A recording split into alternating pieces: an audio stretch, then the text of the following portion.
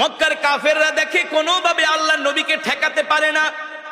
শেষ পর্যন্ত তারা খাত্তাবের ছেলে ওমরের বাড়িতে গেছে বিশাল বাহিনী নিয়ে।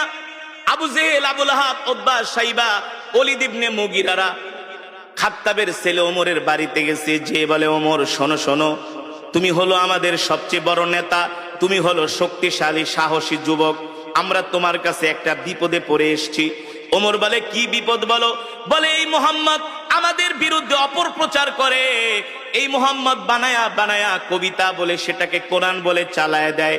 ওমর বলো, আমরা তো মুহাম্মদের এই কর্মকাণ্ড মেনে নিতে পারি না। বলেন নাউজুবিল্লাহ। ওমর ছিলেন বুদ্ধিমান, জ্ঞানী। ওমর ছিলেন, এ কারণে একটা প্রবাদ বাক্য আছে, মূর্খ বন্ধুর চেয়ে জ্ঞানী শিক্ষিত শত্রুও ভালো। আবু জেহেল আগে ছিল শিক্ষিত, এখন হয়ে গেছে মূর্খ।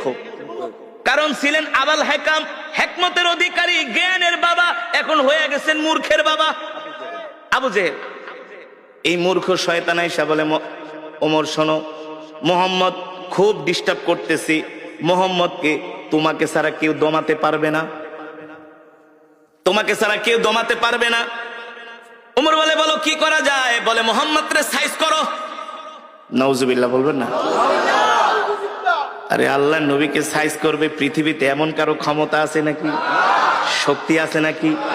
এই কোরআন তো কারো বানানো কোরআন না, এই কোরআন তো আল্লাহর জবানের কালাম। যে কোরআনের বিরুদ্ধে কথা বলে সে আল্লাহর বিরুদ্ধে কথা বলে। আর আল্লাহর জমিনে আল্লাহর নেয়ামত খায়া যে আল্লাহর কোরআনের বিরুদ্ধে কথা বলে, তার অপমান ছাড়া, লাঞ্ছনা ছাড়া কোনো উপায় নাই। আছে?